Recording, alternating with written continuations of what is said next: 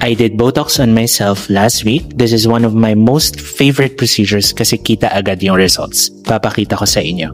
Let's start with the forehead line. So, matagal na akong di nag-Botox. 6 months, so kitang-kita na siya ulit, no? So again, prevention is key. Ayaw natin mag-etch yan, kaya kailangan gawin yung Botox. Ito na yung after. Kitang-kita, di ba? Wala na yung lines, pero natataas ko pa rin yung kilay ko. Ganda ng result.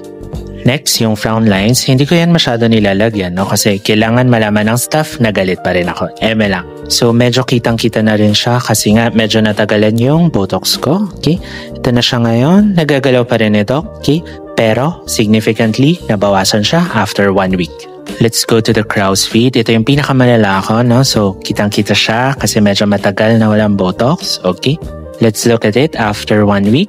Nakaka-smile pa rin si Doc, no? Pero nawala na yung lines, no? So fresh, not frozen, yan ang motto natin sa Botox. Let's look at the other side. Tignan natin. Okay, so yan. Kitang-kita yung lines. Marami natatakot no na mag-freeze yung face or halatang-halata yung Botox. So that's why sa amin merong free retouch after 1 to 2 weeks para madagdagan if necessary. Ayan, wala na.